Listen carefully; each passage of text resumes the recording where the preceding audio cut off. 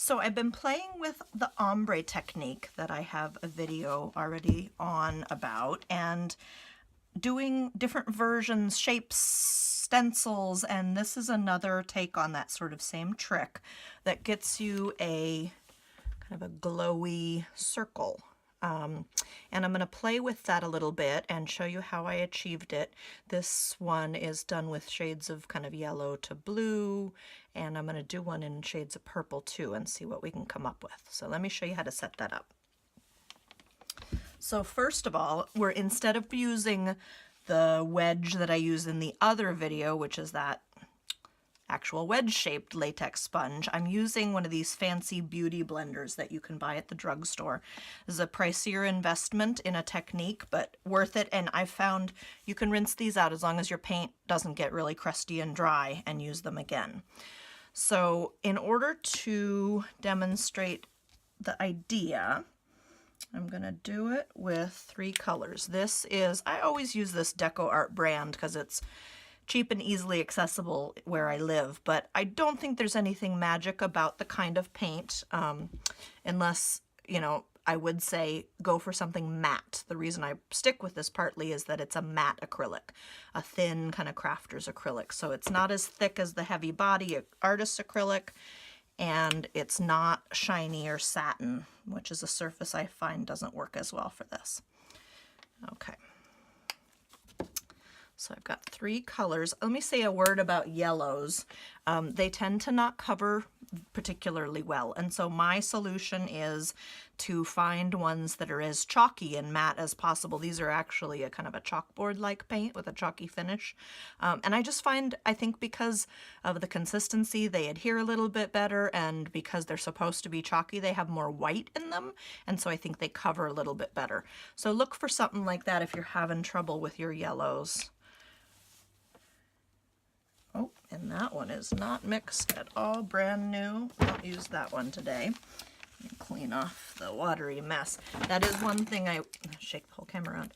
I find with these chalky ones is you really have to shake them. Something about that particular setup leads you to a lot of separating. So I'm going to see if I can eke out one more portion of this from the last bottle I was using. Perfect.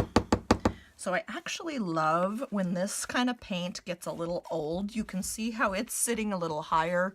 It's a little thicker. These pool out a little bit more.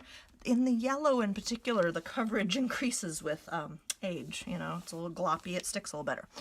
Here's the idea. You're going to take this sponge and we're going to sort of make donuts, if you want to think of them as concentric circles, whatever works with your brain.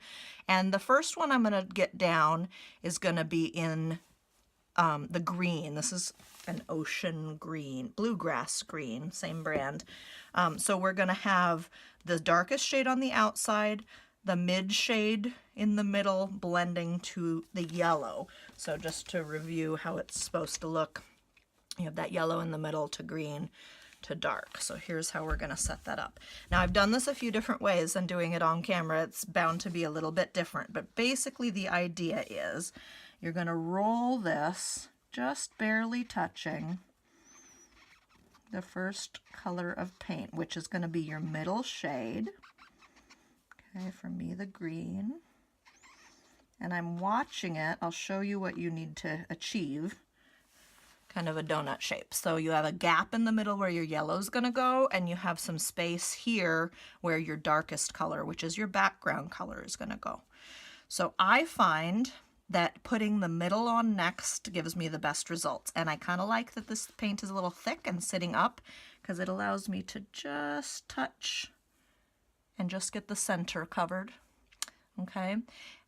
And what I'm going to do now is you could do it on this plate, on a separate plate in my case, because I want to keep my palette a little more pristine for the next try. I'm going to set that aside and just pounce this one time. So you can see I'm getting a lot of excess paint off. As you know from this ombre technique, extra paint is not your friend. So we kind of want to like almost dry this out Each time I'm not really moving it around. I don't want to blend those colors yet. I just am offloading paint. Once I see that I've got most of the paint off, and because this is a dome shape, you may have to do a little something like that around the edge to get the excess. Then you're going to go work on blending it a little bit. I apologize if I'm going off camera. I have a new setup and I am maybe going out of frame. We'll double check that in the edit. Okay, so what I'm going to do now is just, without moving side to side, back and forth, pounce in one place. And you can see on here more than on here that that's starting to blend. I feel like I want a little more yellow, and you're probably going to find that you go back and add a little more of that center color a couple of times in this process. So I've added a big nice glop of that. Back, maybe pick a fresh spot. Pounce, pounce, pounce. Okay, so you can see my yellow is much bolder. I've got more paint in the center. Almost too much because you can, I don't know if you can see that very well on camera, but I've got a little peak. I'm going to blot one more time. But I kind of like that there's a lot of yellow because that's the color that's hardest to get, is that light color in the center, because we're usually working on a dark background for this. I'm going to come back and look at that original palette of 3 colors, and here I have this dark navy blue. That's my outside, and that I'm going to roll in until I get something looking like that. So you can see how I'm forming kind of concentric circles of color. I'm going to really dip into that blue because I want to kind of obscure all that green that leaked over the edge of my sponge. I don't want to be leaving prints of that behind. But you can see that I've essentially got the 3 colors I'm looking for. Okay, so again, right now, I'm being very careful because I just want to take a little of that paint off, but I don't actually want to move it around very much yet. Okay, just kind of cleaning it off. Okay, I basically have the essential thing. Now it's just blot, blot, and blend. Trying not to move back and forth, or you're gonna get enough blending just from going up and down. You don't need to move side to side much, and you can see I'm getting a bit too much.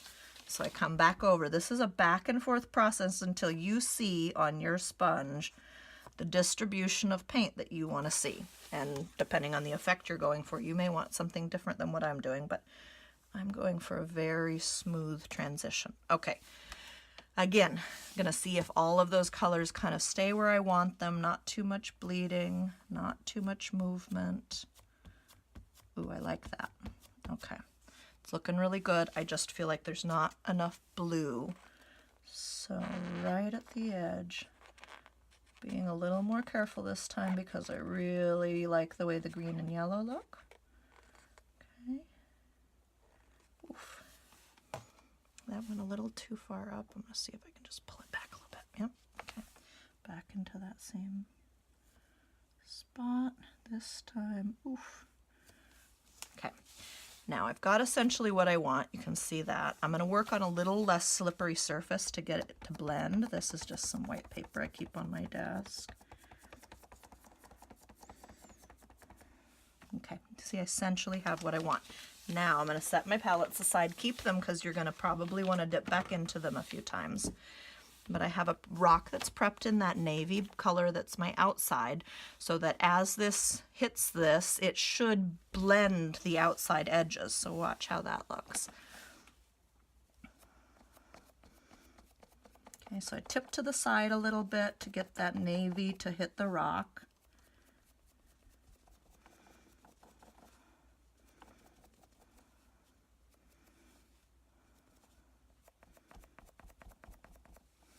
Okay, and that's the essential idea. You're going to want to, you know, probably on this one, I'm going to play with it a little bit to get that center clean.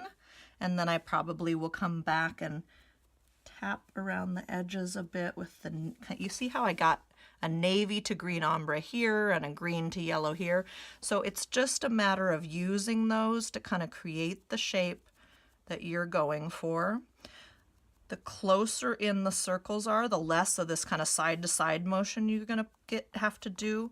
But I was going for kind of a blurry effect. I wanted it to look like something glowing. My idea with this technique, you know, anything like a moon or stars in the sky or a fairy wand. I mean, there's so many different applications I could think of in artistic endeavors that you could use this for. So I'm gonna switch up my palettes and see if I can do this in a couple of different shades of color and show you the effect we get. So another way to set up this sponge is if you feel like moving it, rolling it through paint is too out of control for your taste. I prefer it, having tried a couple different ways of achieving this effect. But I've also played with this, and that is just kind of drawing donut shapes on your palette and using this to kind of stamp into them. So let's try that. This time I'm using the navy blue outside ring. The middle tone is a lighter blue just because I think it will blend nicely with the dark blue. And then I'm going to work into a purple center. These two light shades should blend pretty well. So I'm going to start with the middle tone again, just like before. Now, as you go into these little circles you've drawn, the paint's going to move, so just don't push real hard or you're going to have a closed up center. You want to keep that gap. Okay, there we go. You can see it's not that much more precise. You still have to kind of watch what you're doing. You may still dab in, and you know, you're going to get a little of this messiness, but that's okay. Next, I'm going to dab into the middle color, which is the purple, and I'm going to aim for that little center gap that I made. Okay, so I have purple inside blue, and gently work some of that paint off.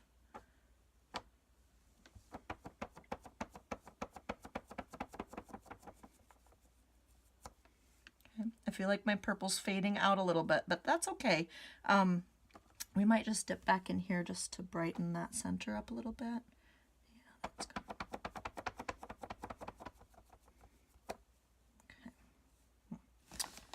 I'm gonna come back for just a touch of blue. Yeah, I'm off camera there, sorry. Touching up my blue. I still feel like I have more control rolling this along than I do dotting some kind of shape and trying to aim for it. But play with it, you may have different results. Okay, back to the blue and purple, blending one more time.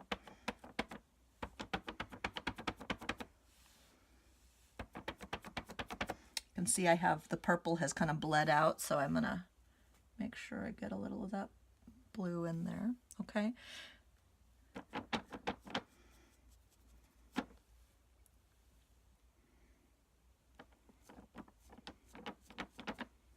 Okay, I like the way that's looking. I'm gonna go for my navy, and if you want to pounce into a circular blob and see if that works, go for it. I feel like I'm gonna get a better result just going like this. All the way around.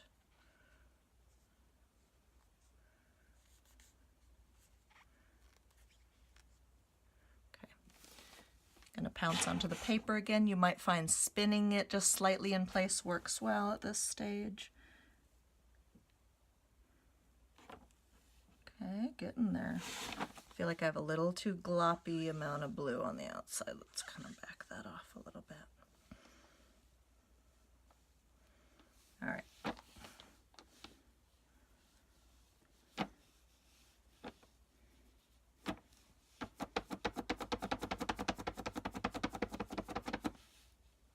I like it. Let's see what it looks like on a rock. Okay, again, got that navy blue base coat.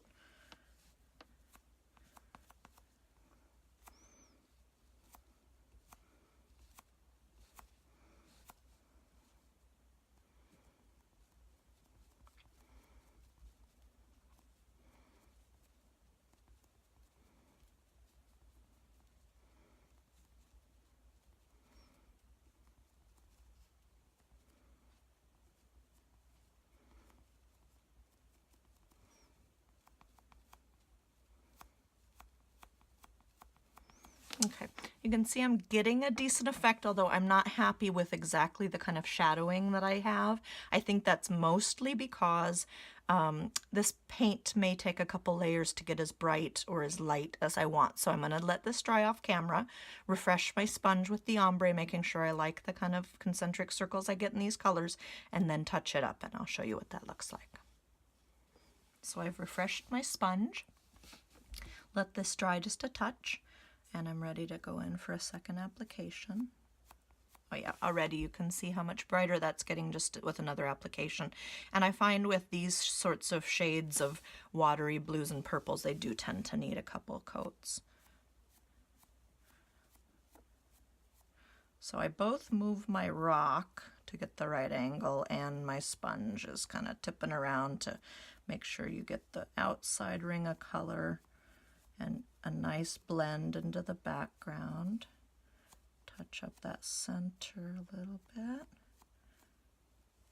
I love it. So I did a tutorial yesterday on making your own stencils and using sort of an ombre technique. I feel like something like this through another stencil could look really fantastic. Or just using it as the glowing tip of your fairy princess's wand.